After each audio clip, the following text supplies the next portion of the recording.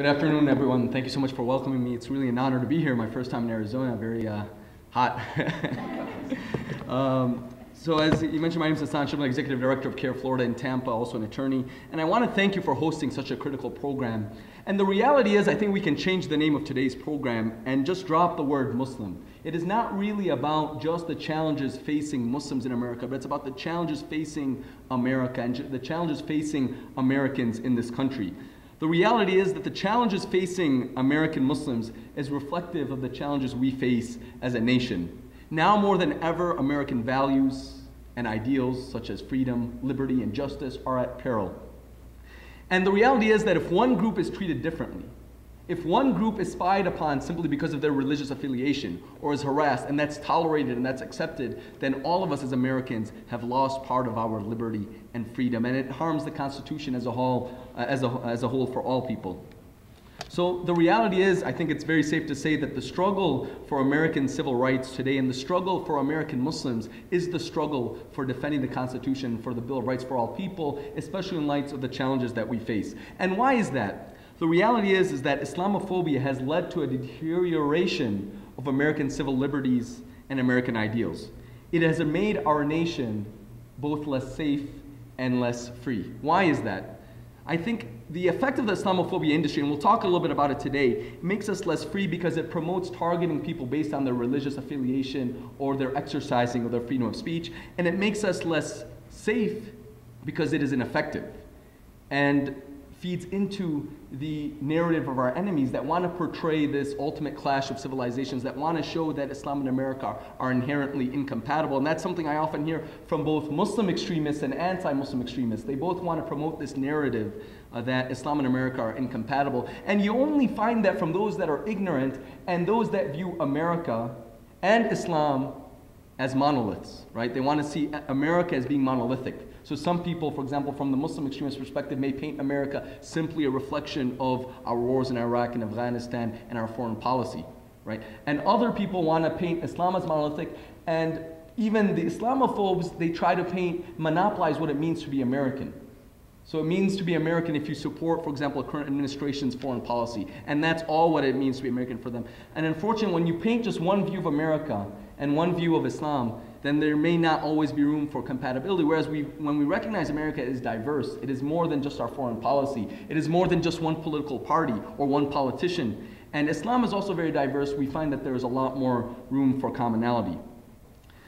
The reality is that unfortunately you will find that our domestic counterterrorism strategy and the practical implementation thereof is not necessarily based upon empirical data and long-term interests. In fact, a lot of times what we see is our politicians are looking at our short-term interests and the interests that run every single election cycle. And as a result of that, they often like to make quick solutions to manufactured problems so that they can claim victory and success in what they're doing. And that's really what the Entrapment program is about, which we're going to talk about in a little bit. And I think as many of the students here graduate and you get out in the real world, you'll see there's a big disconnect between what we know from a political science perspective and an academic perspective versus the policies that we see put in place in practice. To touch real quickly upon the Islamophobia industry, and I think Zahra will touch upon in more detail, that millions of dollars are spent annually to demonize Islam and Muslims in this country. I mean, it's a very lucrative industry. And this unfortunately has multiple negative consequences. The first, and I think the most alarming, is it leads to violent attacks, not just against Muslims, but against those perceived to be Muslims. In Florida, every couple months, I hear about a Sikh person who was literally shot or attacked, killed, a house of worship burnt down. Why? Because people perceived those people to be Muslim. And frankly, they don't know the difference, but not that it matters.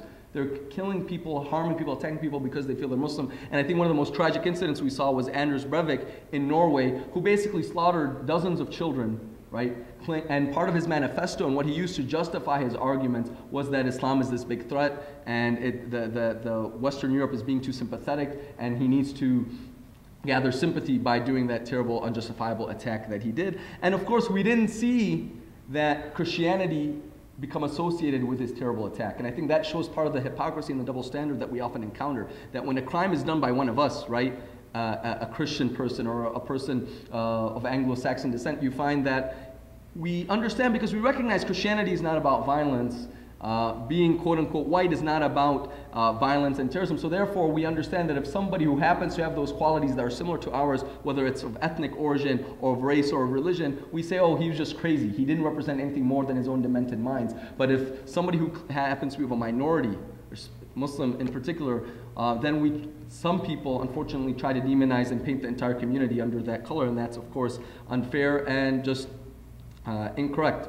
So the first thing we find is physical and violent attacks. Second is we find that our Constitution is threatened with legislation which undermines our religious freedom and our right to contract. In Florida, for the third or fourth year in a row, again, they just tried to pass anti-Sharia legislation. And people don't even understand what Sharia is, and it's not the focus of our discussion today, but if somebody is interested, feel free to ask about it during the question and answer, and we can talk about what Sharia is and what it means. But essentially, it's the Muslim way of life, right? It seeks to honor and protect freedom of religion, health, wealth, property, and honor, which are the very same things we as American Muslims and we as Americans honor. I'm not going to go in detail about what Sharia is, but the point is we find Sharia limiting, we find legislation limiting the right of American Muslims to practice their faith. And that's very disturbing because, again, it doesn't just offend me as a Muslim, rather it offends me as an attorney and then as an American, where I find my freedom to exercise my religion being infringed upon by this kind of legislation. In Florida, we defeated it. In some states, it's unfortunately passed. And also limits other well-established principles like the freedom to enter into contract without government interference. So the point is, if we're not free in America, where are we going to be free? And it's very scary to find that, unfortunately, instead of, we see in the Middle East, people are dying to get the same freedoms that we often take for granted in this country. And instead of just supporting change in the Middle East to have more democracy and more freedom, in many ways, we're the extremist elements within society here, through things like the anti-Sharia legislation and the Islamophobia industry, are in fact restricting religious freedom here. The bottom line is, nowhere in the world, or in very few places I should say, can Muslims practice Islam so freely as they can in America. And I visited Turkey once and I saw a young woman there and she said, Hassan, do you have your beard and your hat in America? I said, well, of course, I don't roll up my beard when I go back in the States. They said, we're in a Muslim country, but if we were to wear the hijab, like some of the Muslim sisters are wearing, they would kick us out of the university. So the fact is, as American Muslims, we exercise more freedom and liberty than many people throughout the world do, especially in so-called Muslim countries. And therefore, I think it's very upsetting to see when we see that our loyalty to these ideals is questioned. In fact, it is those, I think, that are promoting the Islamophobia industry that are unfortunately straying from these ideals. The third thing, real quickly, that we've noticed, again, the first is physical attacks, the second is legislation, which undermines our religious freedom, and the third is anti-Muslim law enforcement training, which basically teaches cops to fear Islam and Muslims and even, quote-unquote, legally harass them. In Florida, we did a public records request on what kind of counterterrorism training there was, and we discovered that a man by the name of Sam Khoroba, with no qualifications in either counterterrorism or Middle East studies or Islamic history or faith or politics or anything like that, gave over 20 presentations to Florida law enforcement officers. And we actually got copies of his presentations, and it was very disturbing. He literally told them, you have to find ways of legally harass Muslims because they're a problem, you want to get them out of your communities. That's extremely troubling, and it's being paid for with taxpayer dollars. Imagine you have a trainer going around saying this about the Jewish community or any other community. It would not be tolerated. And we went before the Criminal Justice Standards and Training Commission at their annual conference to present our objections to this kind of training. And Khoroba himself showed up, and he didn't deny any of the things we claimed. He said, because his point was Islam is the problem, Islam is evil, Muslims are evil. He tried to further justify them by taking select verses of the Quran and Hadith, the Islamic tradition, out of context to further justify his twisted interpretation, much like the Christian extremists have done, or Muslim extremists. And I said, you're lucky I don't bring out a Bible and just start twisting verses from the Bible as well and see, do the same thing you're doing to Christianity as you're doing to Islam. But what was most troubling is half the officers there didn't see a problem with that. Because again, I think there's a higher level of tolerating things against the Muslim religious minority in this country than there are against other minorities. And I think we need to work together. I think that the kind of discrimination the Muslim American community is facing today is no different than the Jewish community has faced and may continue to face, the African American community, the Catholics before. It's the same sort of phobia and xenophobia that we're dealing with. And only through coalition building and education can we overcome it. Another problem we discovered was the FBI's training on the Muslim community. I mean, we have a video of an FBI trainer, and he said, forget Al-Qaeda, the problem is Islam. And again, that's actually supporting Al-Qaeda's narrative, because they want to paint Islam in America as incompatible. So what they're doing essentially is reinforcing Al-Qaeda's narrative and the narrative of extremists, and further promoting division and hatred between the communities. Today's focus is going to be a little bit about the Entrapment program. And I think the Entrapment program is just a result of the overall Islamophobia industry in this country. There's a book that I highly recommend reading, some of you may have heard of it, by Professor Deepak Kumar, called Islamophobia and the Politics of Empire. And there's one quote that particularly stuck out to me that I want to read. She says, "When a nation goes to war with an external enemy, it inevitably turns against those it sees as incarnations of that enemy within its borders. The situations of Muslims in the US today bears a strong resemblance to that of Japanese Americans during World War II. Statistically, Americans are more likely to die from a bolt of lightning than from an act of terrorism. The focus on radicalized Muslim Americans serves not to keep the American people safe, but to whip up a sense of fear and paranoia, which can be used to squash dissent and win consent for violations of civil liberties at home and abroad." So the reason I want to preface my talk about the Entrapment program is because people may think, well, it's something we need. And the reality is, you'll find that it's misplaced, and it's not based on the empirical data that is out there. The Islamophobia industry and the focus within law enforcement against the Muslim community, I think, is based on two things. One, misunderstanding Islam, and two, misunderstanding terrorism, both its causes and its threat. And I want to start talking a little bit about the overhype, I think, of the fear of terrorism within our country. According to the FBI, between 1980 and 2005, 6% of terrorist attacks were done by Muslims. Now, for me, that's 6% too many, right? Ideally, 0%. There's no room for terrorism within traditional Islam. But nonetheless, about 6%. In Europe, less than 0.4%, less than half of 1% of terrorist attacks were done by Muslims. So we see that there is no strong relationship, as is often portrayed, between Islam, the Muslim community, and terrorism. The Triangle Center on Terrorism and Homeland Security has some very interesting statistics as well. It says since 9/11, Muslim American terrorism has claimed the lives of 33 people in the United States. At the same time, there's over 180,000 murders. Now again, for me, 33 people is 33 people too many, but nonetheless, it isn't the greatest threat that faces us as a nation and as a people. Over the same period, 200 people have been killed in America by political violence committed by white supremacists and other groups on the far right, according to a recent study published by the Combating Terrorism Center at the US Military Academy. You know, how many of you have heard of the terrorist group FEAR? Raise your hand. Forever enduring, always ready. Anyone? How many of you have heard of the Boston attacks? Everyone. How many people know that the group FEAR killed about just as many people as in the Boston attacks? They murdered 4 people. Anyone? Why? Because they were, a white supremacist terrorist group embedded within the military that recently faced serious convictions and arrests by some of its members. Again, when the suspect happens to be Muslim, we can clearly see that the threat is really hyped in the media, whereas when it's somebody who we recognize as one of our own, it doesn't get the same attention or the same sense of paranoia. What happened with FEAR is they were planning on basically overthrowing the US government and blowing up institutions from here to Washington on a crazy rampage. And to finance it, what they did is they bought a life insurance policy on the girlfriend of one of the members, and they actually executed that lady and her boyfriend and killed several other individuals. And finally, thank God, they were busted before it became too late. But again, we find that statistically, the threat from white supremacist groups and other organizations are much more significant, in fact, in America than threats from within the Muslim community. 66 Americans were killed in mass shootings by non-Muslims alone in 2012. That's twice as many fatalities as from Muslim Americans in all the 11 years since 9/11. As they say, you're more likely to die in a bathtub than you are from being killed by a terrorist. But again, unfortunately, that doesn't reflect the reality of what our national security policy is based on. I was just reading the policy to counter violent extremism published by the White House within the past couple of years, and you find that the overwhelming focus is on the threat from the Muslim community. But again, that doesn't reflect the statistical threats that the threats we're facing that are much larger statistically. So we've identified 7 key areas concerning law enforcement and Muslim reactions that have negatively affected both our freedom and our national security and our liberty. The number 1 is the anti-Muslim law enforcement training, which we've discussed a little bit.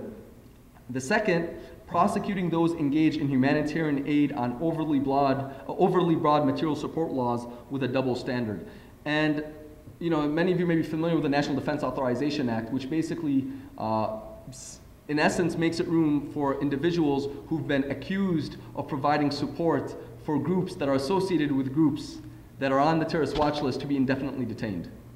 Very broad laws that have often been used against those who are providing humanitarian aid to the same organizations that the US government has been providing humanitarian aid to. But because one person may have known somebody who may have known somebody who gave it to a group that's on the questionable list, you find some of these individuals involved in these cases are getting 50, 60 years for giving aid to the same organizations that the US government had been giving aid to. So again, that further breaks down the trust between the American Muslim community and the public as a whole. Meanwhile, you find congressmen even lobbying for certain groups that are on the terrorist watch list, but because they don't happen to be part of those that are presented as part of the Al-Qaeda affiliates or those that have any relation with Islam, it's no problem. In fact, there have been several studies that there are several current U.S. congressmen who have done crimes that under today's who have done acts that under today's current counterterrorism laws could be thrown in jail for providing material support. That's how broad the laws are. The third, questioning and spying on Muslims without cause and giving them harsher treatment during travel. They say the statistics, the chances of getting pulled into secondary inspection while traveling is less than 1%. Unless you're Muslim, it's at least 50%. Almost every Muslim I know is constantly pulled into what they call secondary inspection. Often they're pulled in for 2, 3, 4 hours at a time. And they're asked questions like, where do you worship? What do you believe? What do you think about Jesus? Okay, what do you think about Muhammad? What do you think about Allah, God? What are your beliefs about those things? Which for us is very un-American. It is in fact unconstitutional for the government to be asking about religiously protected activities such as what we believe and how we practice. In fact, this happened to me not too long ago. We were traveling across the border to celebrate the end of Ramadan coming from Canada, and they said, do you all go to the same mosque? And which mosque it said is that? I said, it's none of your darn business. Let me speak to your supervisor. And the supervisor admitted, yeah, he had no authority to ask you that. And you don't have to answer. But people don't know that, and they abuse that, and they use these operations as intelligence gathering sessions. We've had another incident where a well-known Muslim imam, respected Muslim community leader, at the border, he's pulled over. Then they call the FBI. The FBI brings a picture of a naked woman and says, this woman is going to testify that you're using her for prostitution unless you spy on your congregation for us. And unless you go to terrorist websites on your own time from your home computer and tell us what's on them, as if they don't have the resources to do that. This is outrageous. It's un-American. It's unconstitutional. Frankly, it's illegal. Yet it is still tolerated. Only a few months ago, we're representing my office and myself personally, we're representing the family of an individual who was shot 7 times by an FBI agent after 4 or 5 hours of interrogation in his home while he was unarmed in Orlando. And one of the many disturbing things, in fact, one of the bullets was in the back of his head. Our experts have said it looks like he was shot while he was on the ground, or at least once while he was upright, and the remainder of the 6, 7 as he was falling until the final one was in the top of his head.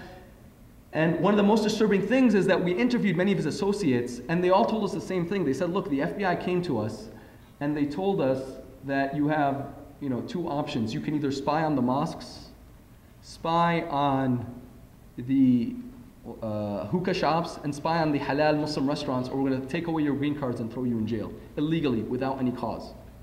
Again, this scares me not as a Muslim, it scares me as an American. I left a country, Syria, where the government can do that kind of garbage to you, to come to a country that has freedom. And it's very scary to see that now our government here may be picking up practices that they learned from those kinds of countries. Very disturbing. And again, the reason I mentioned statistics earlier is it's not justified based on the empirical data of where threats are from. So questioning Muslims without cause and giving them harsher treatment. Then the entrapment program, which I just mentioned, basically blackmailing people to become informants. 5, the FBI failing to have constructive relationships with Muslim advocacy organizations. 6, engaging in a double standard that makes it easier for terrorists who are not Muslim to prepare and execute massive attacks. Again, when you find that 6% of terrorist attacks come from one particular, people who claim to be part of one group and 94 from the other, but the majority of your resources and your spying is going to that minority, you're missing what is essentially the bigger threat, and you're making us less safe and less free. And our position is, look, you don't profile people's religious identity, we don't profile looks, you profile actions. 7, failure of US law to distinguish between sympathizing with legitimate resistance to occupation versus support for terrorism. Unfortunately, it seems like the way the law is heading right now, basically anybody who's voicing support for resistance to occupation, resistance to military intervention, is labeled on the same list as those that are sympathetic to terrorism. And that is unnecessarily broadening the support of broadening the scope of what is constituted a threat, and is making us miss the real threats. Real quickly then, to finish my talk with the one focus, one of these 7, which is the entrapment issue. Obviously, our problem is that there's an unjust focus on the Muslim community, spying on law-abiding citizens and questions coercing them to become informants. And basically, it plays like a fishing game. Almost every week, I get calls from the Muslim community by law-abiding American Muslims. They could be doctors, they could be imams, they could be students, and they say, hey, the FBI is calling me for a voluntary interview. And that's how it starts. It starts with what's called a voluntary interview. And then, unfortunately, what we see a pattern happening is during that interview, they sort of build a quote-unquote friendship. And then eventually they keep talking to the person, and sometimes what the next step happens is they use that to finally find something on the person. For example, often a 1001 violation, which is being dishonest to a law enforcement officer. What's very tricky about speaking with the FBI is by law they're allowed to lie to you. You're not allowed to lie. You're not allowed to lie to them, nor should you ever lie to law enforcement. But the point is they're allowed to lie to you, and that sometimes gets people in tricky situations where they ask them, how many times did you visit the mosque, which is an inappropriate question. And they say 3, and really they went 2, and they just lied to them because they're spying on the mosques and they know how many times you've been to the mosque. And then they say, okay, you just lied against us, and here's what we're going to do. We're either going to throw you in jail for 5 years because you lied to us, or you start spying on your congregation for us. And that's the pattern that it leads to. And then I wish it was just spying, because if it was just spying, I mean, we know as Americans now we're all being spied on thanks to the NSA and other interesting revelations that we as an American Muslim community have long known about, and now we say, see, we told you so. But the point is, I wish it was just spying, but it isn't just spying. What it is they're actually paying con artists and criminals to go within the Muslim community and find troubled individuals and brainwash them to get them to agree to commit terrible, terrible crimes, and really abusing the community within that. For example, one of the well-known guys, Craig Montalva in California, his handlers basically told him to have illicit, intimate relations with Muslim women, record those relationships, and then use that to pressure those women to become informants themselves. And again, if it was just informants, okay, it'd be half a problem. But even worse, you're basically they're basically being paid to radicalize the youth. In fact, out of 20 cases where a Muslim was involved in a case that involved some sort of terrorism charge, 17 out of those 20, basically the judge said that had it not been for the government's idea, providing the tools, resources, and idea, the person would have never committed those acts. And essentially what the government does, it gives the ideas and means for a troubled individual to commit a crime they otherwise would not have. And it's very difficult to defend against those cases, because what they do is they use First Amendment protected activity to show that you have a predisposition to committing violent acts. For example, right now, the Syrian community is heavily affected by the war in Syria. Many Syrians may be watching news clips of what's going on YouTube of the fighting to see what's going on in their own home country. As a result of that, they'll say, oh, look, they've watched these videos of the fighting. That shows they're predisposed to violence. Therefore, our guy didn't brainwash him to want to do violence. In fact, that person had the predisposition because he used to watch those videos, which is protected by the First Amendment. And the other interesting thing in a lot of these sting operations, remember, the government controls the entire situation. So what they do is they find this criminal, they pay him a lot of money, or they find a law-abiding person, they threaten to ruin his life unless he works for them and starts spying on his fellow congregation members. And what they do is they never record the first few months of interaction. And the first few months are always critical to establishing an entrapment defense, because you say, look, I was never thinking of violence, I was never prone to committing any criminal act, and then this guy brainwashed me, and then as a result of that brainwashing, that's how I ended up agreeing to do something that is unacceptable. But the idea is the first 3 months are not recorded, so we don't really know, we don't have the proof that he was brainwashed. And the government chooses when to record or not to record. And the interesting thing is almost every time where somebody basically calls his handler or calls the informant and says, you know what, this is a terrible idea, this isn't what Islam is about, and I don't want to have anything to do with it, you say, okay, I'm coming over. And then he has a conversation with him that is not recorded because there's supposedly a recorder malfunction, right? And then the next day you hear the guy calling, okay, I'm ready to do it. But we don't know what happened within those 24 hours because the government doesn't provide the recordings of those. And imagine, I mean, if you invest enough money, there's about $3 billion in this program, and I highly reference the book and highly recommend the book, The Terror Factory, Inside the FBI's Manufactured War on Terrorism, where the investigative journalist, author Trevor Aronson details this entrapment program. He goes into the details of this program, and there's over 15,000 people who are paid as informants, and 3 times as many people who are not paid as informants. And a good majority of them are focusing within the Muslim community, and unfortunately that leads the community not to even trust itself. And again, it just blatantly un-American to be sending spies on any one particular religious minority. Imagine if they did this on synagogues and temples and other religious minorities, we wouldn't have it. So the major concern is that this makes us less safe and less free because the FBI is investing resources in creating fake criminals as opposed to catching the real ones. In fact, author Trevor Aronson says that the FBI is responsible for more terrorist plots on the US soil than any other organization. I mean, the overwhelming majority of plots within the United States have come at the hands of criminal informants, of paid informants. And even though the FBI's top agents themselves recognize that the Muslim community is not a threat. One of the agents, Myron Fuller, is quoted, has said, "It has always been my argument that the Muslim communities in the US haven't been supporting terrorism or sheltering terrorists in any significant way. The response to 9/11 was to use a nuclear weapon to kill a gnat or a fly. People suddenly thought if you're a Muslim, you're either a terrorist or a terrorist sympathizer." He continues, "Billions of dollars," this is author Trevor Aronson, "billions of dollars allocated to terrorism have forced the FBI to assume that danger exists in communities where intelligence indicates that no threat is present. And sting cases are simply the Bureau's way of justifying how it's spending the money it receives." So that's a problem. I mean, they're giving them $3 billion a year to catch terrorists, particularly within the Muslim community. And frankly, there's not enough terrorists to go around, so what they end up is investing those resources to create these terrorists. And the reality is, again, if they did this in any other troubled community, and they found mentally unstable individuals and brainwashed them to agree to commit acts of crime, you would find the similar kinds of results. And that's another problem, is that many of these people who are the subjects of these entrapment operations are often mentally disabled individuals. One of them was schizophrenic. He could not tell the reality between truth and fiction. And these are the kind of people that they're getting gullible to fall into these kinds of operations. In fact, regarding one of them, the judge in the case said, regarding one of the people who was the subject of an entrapment operation, he said, you know, this guy, his buffoonery was Shakespearean in scope that no real terrorist would have ever bothered with him. And the judge, and I quote, said, "Only the FBI could have made a terrorist out of him." So this is the kind of program that we're having. And one of the other problems with it is it uses other things which threaten our freedom. For example, the domain management system, which basically the FBI went in I think it was San Francisco area or somewhere in California, and they basically showed a map with red areas. They said, these red areas, that's where all the Muslims live. So they basically mapped out where an entire religious community is living. Again, that doesn't sound like the America I immigrated to or I want my children to grow up in.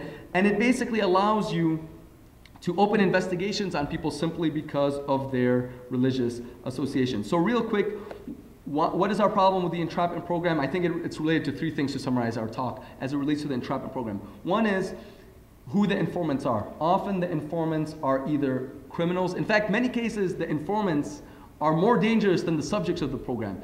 They've used convicted murderers, child molesters, rapists, right? And they've been able to work off charges or make a lot of money by working as informants. And not just informants, I don't think the term informants is correct. I think the better term is agent provocateurs. Secondly, they're paid hundreds of thousands of dollars just in bonuses, not including the regular salary they get. So after there's a conviction, they're often given $100,000, $200,000, $300,000 as a bonus upon a conviction. So they have a heavy financial interest to make sure they can convict the person. And especially when the recording isn't there, it's your word versus the government agent's word. So it's very troubling. Secondly is who they're picking. They're often going after mentally disabled individuals. And thirdly, why are they selecting the Muslim community in particular? So again, our concern regarding the entrapments, it makes us less safe and less free. It is un-American, it is unconstitutional, and it really jeopardizes all of our freedom as Americans. With that, I think it's my pleasure to welcome Sister Zahra to speak more broadly on the issue of Islamophobia, and then we're happy to get into a more interesting discussion at the question and answer period. Please don't be afraid to ask anything. Thank you so much.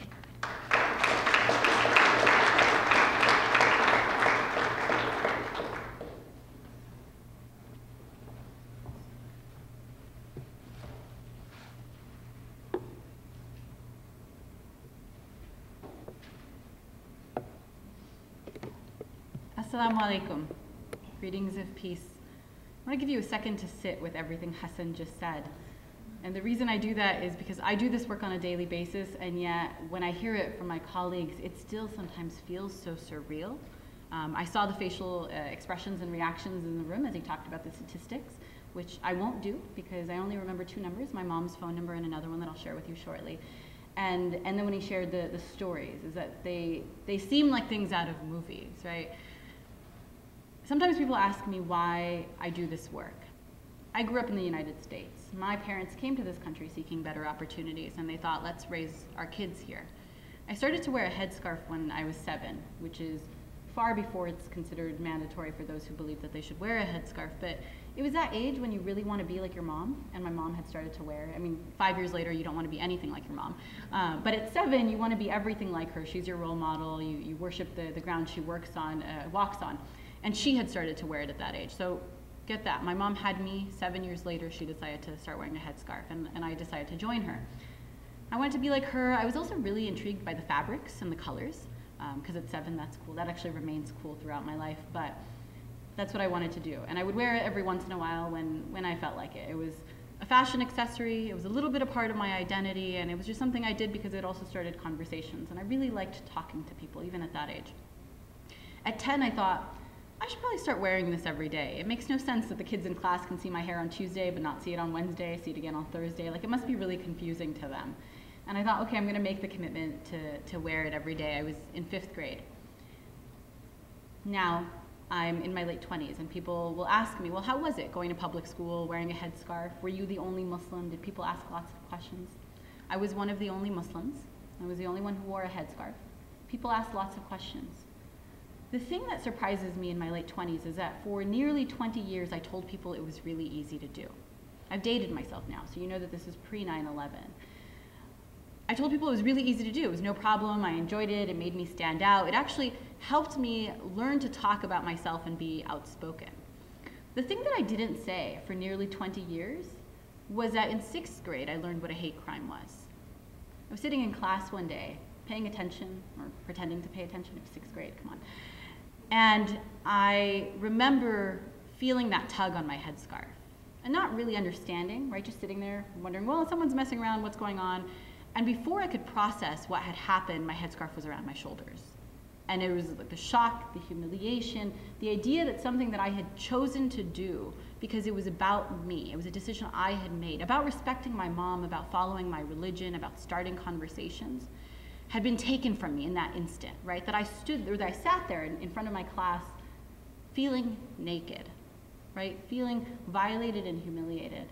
I ran to the restroom crying and in tears, right? Not understanding what had happened. And I remember my best friend came after me. My best friend is and was my best friend for 2 decades. She's a devout Catholic, and we always got along because her family was as strict on her as my parents were as strict on me. We both believed in modesty and, you know, and in living through purpose, and that was something that our parents had instilled in us at a very young age, and so she was very concerned because she knew how important this was to me.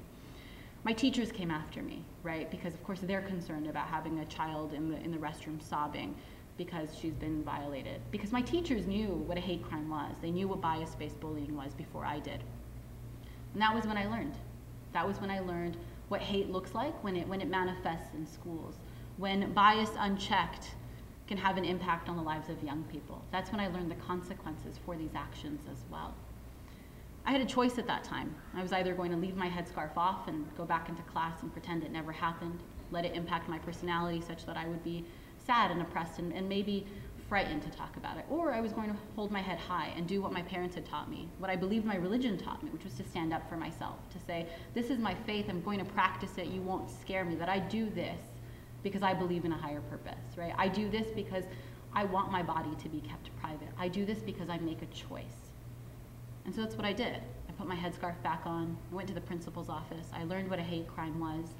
We talked about discipline, but we also talked about education. Because we recognized that the kids, the girl, the boy that pulled my headscarf off thought it was funny. They had no idea what this meant to me.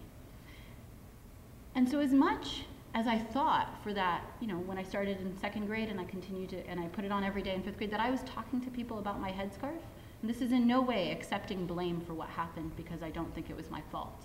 I don't think it was the children's fault either. I think that children will do what children do, especially when they're not educated about each other. That as much as I thought that I was talking to people about my religion, that there were no questions, that it was so easy, there were lots of questions that remained unanswered.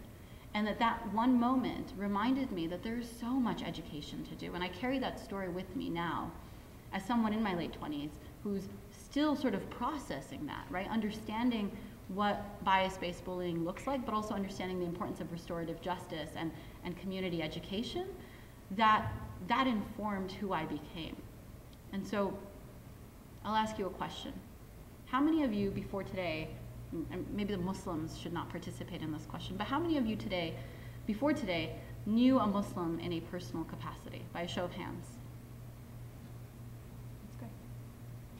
Told you I remember 2 phone numbers. My mom's, because I call her when I need money or I need prayers for some difficult task, and a Time magazine study from 2010 that found that over 60% of Americans had never met a Muslim. So if you were to condense the American population down to 10 people, 6 out of 10 would never have met a Muslim. We frequently in our work circles amongst our colleagues joke about Fox News. Maybe some of you watch it, maybe others of you don't, and this is a judgment-free zone. It's a safe space. So I'm not, and I watch it sometimes. And I've been on it sometimes, and I think that it provides a valuable opportunity to connect with various Americans who find that. But the reality is many of us in progressive circles and religious circles joke about Fox News, because I don't watch Fox News unless I want practice yelling at a television. I don't watch Fox News unless I'm watching a really bad clip of a really bad interview where something went wrong and we're trying to learn from it, right? Fox News is the largest cable news provider in the country. I'm not watching it. Hassan's not watching it. Maybe Imran's not watching it. Somebody is watching Fox News, and they're watching it in their living rooms, they're watching it at work, they're watching it in public buildings. Those adults are then taking that information, absorbing it. Maybe they're not hearing counter voices, which is a reasonable thing. When we talk about Islamophobia, and we can get into this part in the discussion, we talk about malicious and intentional Islamophobia, and then we talk about unintentional Islamophobia, right? There are people who simply don't know, and they're scared. If you've never seen or interacted with someone that looks like me, you're going to be surprised when I open my mouth and I don't have an accent. You might be surprised to learn that sometimes I have a trucker mouth. You might be surprised to learn that I watch cable television and shop at the mall. And that's unintentional Islamophobia, right? That you have no basis for knowing me. And sometimes I go back to the Muslim community and I say, how many of you talk to your neighbors? How many of you socialize with people of other faiths, right? So that's the unintentional Islamophobia, which I think that the children in my classes experienced, passed down through adults, maybe a result of cable television. And then there's intentional and malicious Islamophobia. I don't know if this was said when we said CARE's description, but it's a nonprofit organization. So, you know, paycheck to paycheck, sometimes things are difficult. And we joke, if we really want to make a buck very quickly, the way to do it is to sell hate. When we talk about the Islamophobia industry, I would say that that's another thing that has grown as much as the national security state in the last 12 years. If you want to make a quick 7-figure salary for talking all day, which I'm a lawyer, sounds really appealing, that's where you go to do it. And it's a sad joke, but it's also a reality. Frequently we talk about the challenges facing the Muslim community, and everything I've said up until this point has really focused on that. And Hassan said that, you know, this isn't just about Muslims, that this is about Americans. I'm not a student of history, but I paid a little bit of attention in history class, right? And then I read a lot of counter-education after going to public school for 2 decades, and I'm a huge supporter of public school. I also just did the additional reading. And it's important for me as an activist to remember that these things are not happening in a vacuum, that they're not happening on a blank slate. That the first community to come out post 9/11 and say we stand with the American Muslim community was the Japanese American community. Because they understood what happens when fear and ignorance and bias go unchecked. Have any of you by chance here had a chance to visit a former internment campsite? Okay, so a couple of people. Did the sites you visit have the actual barracks still standing? Yeah. Okay. Yeah, so Most of the internment campsites are in ruins, and I actually try not to even call them internment campsites. We call them concentration campsites. That's the recommended language from our Japanese American allies. Because the only difference between the United States and Germany during World War II was the gas chambers. And I know that's a very controversial thing to say and sometimes difficult to absorb because we don't want to think of our country and our history in that way. But what did we do? We took hundreds of thousands of people simply based on their origin, right? And not just their Asian American origin, the shape of their eyes. Japanese Americans. One of the things that really shocked me to learn was that some of the people that challenged the transference to concentration camps had surgery done to change the shape of their eyes because they thought that maybe that would save them, right? There is a replica of a concentration camp in a Japanese American museum in San Jose. And in a room this size, you'd probably fit at least 4 family barracks. That's crazy. People in California in the 90s moved to Arizona and Texas because you could get larger homes in Arizona and Texas for the same price as California with better air quality, less traffic, none of that Hollywood drama. And so when I visit spaces in Arizona and Texas and in California where people still have really huge homes, I think about what it would be like to be sent to a camp, told that I could only take what I could carry. And I can't carry very much. I'm very weak. I'm trying to go to the gym to remedy that. But you know, I can't carry very much. So whatever you could carry, your entire life, and all you could take was what you could carry. And you'd be sent to a room with your family where you'd have absolutely no privacy, no kitchen, no respect, nothing personal, and restrooms outside. And told to stay there indefinitely. And then asked to take a loyalty test. Have you guys heard of the loyalty test? Wow, okay. So the reason I'm familiar with the loyalty test is because the camp that we visit in California is called Tule Lake.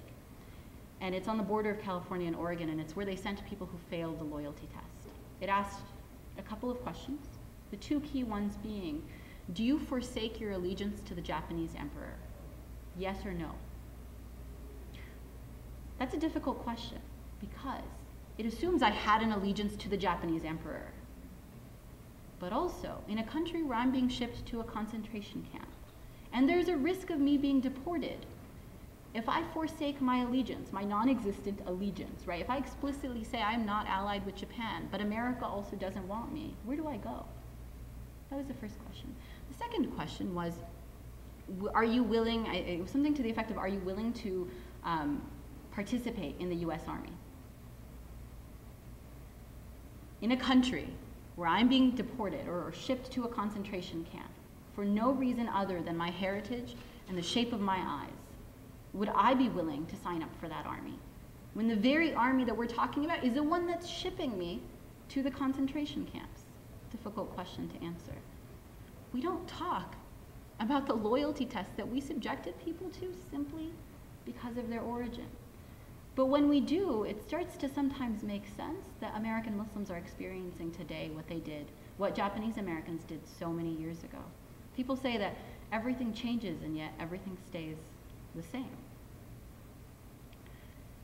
2 other more recent examples that I won't dwell on very long, but the war on drugs, 70s, 80s, and 90s, where we thought all drugs were bad. We're only going to buy drugs from people who, went to school for 7 years, paid $150,000 for their education. It might not have been that expensive back then, and wear white coats. But anything other than that was not acceptable. Marijuana, LSD, the difference between crack and cocaine, all of those things, right? The idea that people of color, Mexicans and African Americans, buy and sell drugs, and that is all they do, and all of them should be looked at with suspicion because they will corrupt our neighborhoods if we don't search their houses, their cars, their bodies when they travel and when we come across them. Several decades of recent US history.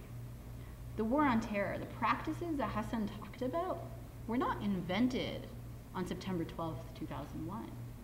They've been around for a really long time. When I talk to allied audiences, I say that the war on drugs reminds me of why it's important for us to speak out when it's not our community being targeted, right? That what happened to African American and Latino communities in the 80s and 90s is something that the Muslim community didn't see as its problem. And I'm the first to tell the Muslim community that we should have spoken up.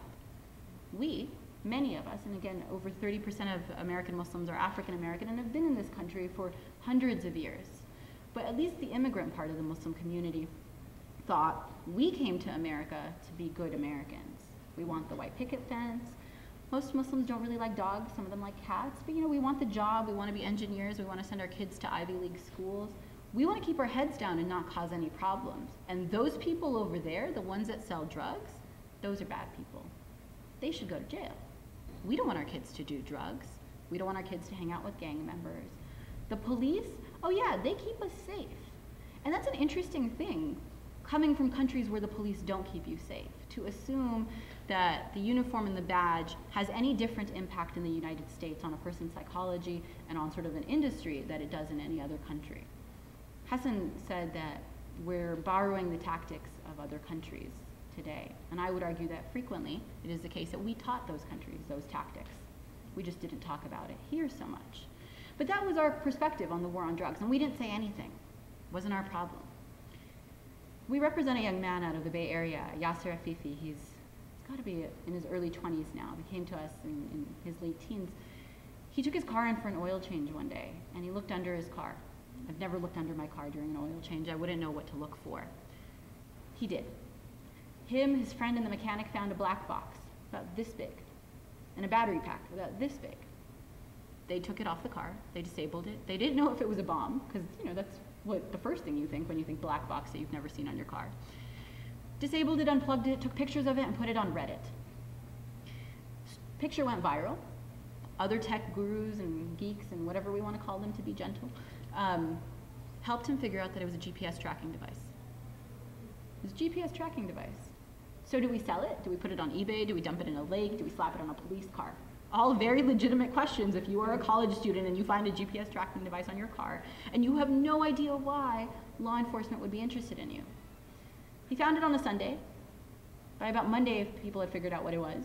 Tuesday, the FBI showed up at his door. Said, we want it back. It's really expensive. This is why I let you sit with Hassan's story. These things are unbelievable. To think that a convicted criminal would be encouraged by the FBI to have illicit relationships with Muslim women so that they could then be blackmailed to be informants and provocateurs and entrappers is crazy. To think that in 2010, the FBI would use technology this big is unbelievable. But then that they would have the nerve to go to this person and say, this is really expensive, we need it back. I remember when I first heard the story, the young man came to our office, I thought, this is crazy. Like, what kind of a job have I gotten myself into? Feels straight out of a movie. The mechanic verified it. The FBI verified it. It really happened. So we sued the FBI. You're thinking, how does this relate to the war on drugs? We put our case on hold we filed a lawsuit in 2011. We put our case on hold towards the end of 2011 for 6 to 9 months because the ACLU was litigating a similar case from about a decade prior involving drugs. Law enforcement had gotten a warrant to place a tracking device on someone's car. It was a 30-day warrant. Law enforcement, for some reason, placed the GPS device on the person's car after the warrant expired, then found some evidence and decided to charge the person with some crime. The ACLU's position, rightfully so, was you can't do that. That is a violation of that person's Fourth Amendment rights, and that you shouldn't, that evidence should not come in. And law enforcement said, no, we have a right to follow everyone, everywhere, all the time. Right? So this has been going on for longer than Edward Snowden had his job at Booz Allen Hamilton. That this is a long-going problem. In 2012, January of 2012, I believe it was, the Supreme Court of the United States said physically attaching a GPS tracking device to someone's car is a violation of the Fourth Amendment. They never reached the question about following the person around. All they got to was attaching the device. The reason this is funny is a couple of things. So, had the Muslim community, had more progressive allies, had everyone started to say something during the war on drugs, when these things were happening, would they still be happening in 2013? I don't know. But I'd like to think that it's possible for us to shift public discourse if we can all participate. The other reason, don't tell the people at the State Bar this. don't tell legal employers this.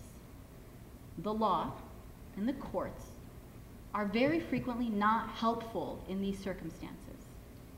By the time the court said attaching the device to someone's car is a violation of their Fourth Amendment right, technology had evolved so much that we're not attaching things to anything anymore. AT&T is just providing the data to law enforcement. Verizon is just providing the data to law enforcement, right? Going back to the immigration thing, we tell people you never say or do anything you don't want to see in an FBI file or the front page of the New York Times. Congressman Anthony Weiner failed at this many times. If there is, my power is probably this much compared to all of his power, right? Member of the US Congress. Nations, strongest nation in the world, can't keep things private. And you're thinking, well, he meant to send a private message. No. I tell my clients, I tell our community, once it leaves your mouth, all bets are off. And when I tell that to the immigrant community, they say that's why we left Syria. That's why we left Egypt. We were tired of the walls having ears. And they do now. Last quick example, immigration. What happens to the Muslim community will happen to another community tomorrow. But it's not just that. What's happening to other communities today happens to all of us. So frequently when we talk about the Muslim community, people say, well, we're really scared of terrorism. And we've got to do what we've got to do, but people are really scared. You've got to understand the fear. The practices that become natural in the Muslim fight become natural in the immigration fight, and vice versa. Quick example. How many of you here, by a show of hands, have heard of secure communities? We're in Arizona, right? I was told to bring my passport with me, and I forgot it, so don't tell whoever would want to know. But Secure Communities is a program unrolled across the country, where local law enforcement cooperates with federal law enforcement. I know in Arizona it's different, but in other places, local law enforcement believes that they are required to share with federal law enforcement information about every arrest they make. Before they convict anyone, before they have any proof, they go into a situation, maybe a domestic dispute, maybe a bar fight, they make a bunch of arrests. They fingerprint a bunch of people. All of those fingerprints are shared with ICE. All of those. ICE then says, let me run to figure out who's a citizen, who's a non-citizen, who I want to hold, who I don't want to hold. What happens? I want to be able to call, if I own a bar, I want to be able to call a restaurant, a coffee shop. I want to be able to call local police without endangering all of my patrons. I don't want them all to risk deportation. I just want the ruckus to stop, right? If I'm in a domestic dispute, if I am being physically abused by a spouse, I want to be able to call law enforcement to stop the beating. That may not be the same thing as wanting to call law enforcement to have the father of my children deported. Very different equation, right? I may be willing, and we could talk about women's issues all aside. A woman could choose, a man in a violent relationship could choose to not call law enforcement if it means risking deportation for their spouse. But the result of this program is that the abuse continues. Why do I say that?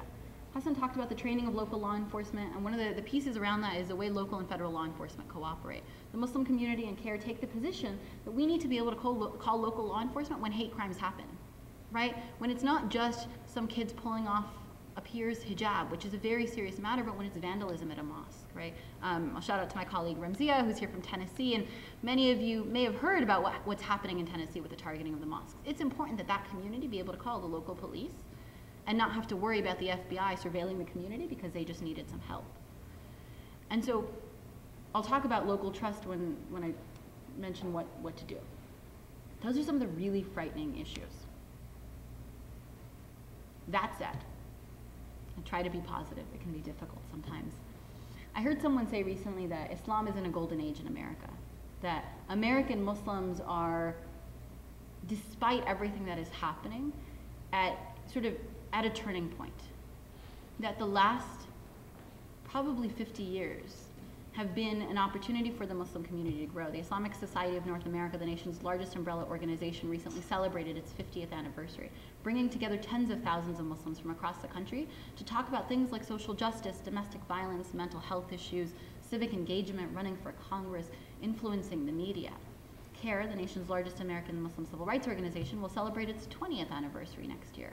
And so the activism is growing, the opportunities are there, and I would almost say that the silver lining to all of the hate is the idea that Americans are smarter than that they are better people than that. The example we always point to is the guy with the funny mustache in Florida, and Hassan's neighbor. He's got a nice handlebar mustache who likes burning Qurans. He thinks it's really offensive to us, and it can be really offensive to us. What he doesn't realize sometimes is that the proper method of disposing a Quran is itself burning. But that said, you know, he has these national events to burn Qurans. In the last 3 to 5 years, he has lost his congregation. I believe he has lost his church facility. He has been condemned by the highest elected officials in the United States. He's been condemned by the military, who I don't agree with on most things, but you know, we will agree on this, and condemned by everyday average Americans. And so when they ask people at CARE, is America Islamophobic? We actually point to that example, and we say the fact that Americans so widely condemned him is evidence of the fact that America is not Islamophobic, that Americans are sincere, that our fellow Americans want to learn about their neighbors, that they, like me, are amateur students of history, that they recognize what happened to Japanese Americans, that they recognize what continues to happen to African Americans and Latinos, and when they see it happening to Muslim Americans, their first reaction is opposition, that this doesn't sit well with them. And as a result of that, sometimes we're most excited when an individual non-Muslim comes to CARE and says, I really support your work, but this is the civil rights work of the time. I want to work at your organization. Some of our best attorneys are people who are saying, I have seen this experience and I want to give back. Some of our most supportive individuals are elected officials in the community who say, we appreciate the work that you're doing and we recognize it as laying a foundation for civil rights, for the Muslim community, but also for all Americans, right? And the Muslim community, I think, is learning, finally. And we haven't talked much about who American Muslims are, and so I hope that if you have questions about that you'll ask. But we frequently say that the American Muslim community is an incredibly introverted community, that when we came to the United States, again, it was lower your heads, do a job, pay the bills, send money back home. So we raised engineers, doctors, and business people, and we did that. People were getting talked out of being journalists. You were told, don't be a teacher, it doesn't pay well, right? Like, you just need to pay your bills. In the last, I would say, 12 to 15 years, actually, we've started to see a shift in that tide. People are saying we can't just have these inward-facing careers, and that's no offense to the engineers, the doctors, and the business people in those rooms. Those can also be very beneficial careers, but how can you neglect social workers, teachers, nurses, assistants, disability folks, lawyers, media? How can you neglect the media as a career choice for your children when so frequently dinner table conversations are complaining about the media's representation of the Muslim community? And so the Muslim community is working to, I would say, turn its faces outwards, to say there are questions about Islam, we're happy to answer those. 60% of Americans don't know a Muslim, we want to change that. Not because we want to convince anyone of anything, but because we want to answer the questions. There's the malicious Islamophobia. There's people like Pamela Geller and Robert Spencer and groups like Act for America who spend and make lots and lots of money, more than I can dream of earning in the next 10 years, spreading hate, because we know hate sells, we know that fear sells. And then there's all of this unintentional Islamophobia, all of these questions and mysteries. And so the reason I do these talks at universities and the reason I most enjoy these talks is because they're not talks to my community, who frequently already knows what I'm going to say. They're talks to our allies, they're talks to friends, they're talks to curious people who have questions, who want to understand what we're experiencing, and who hopefully want to engage in work and efforts to support the challenging of Islamophobia and the undermining of our civil liberties violations. And so I'll stop there and I look forward to the discussion. Thank you.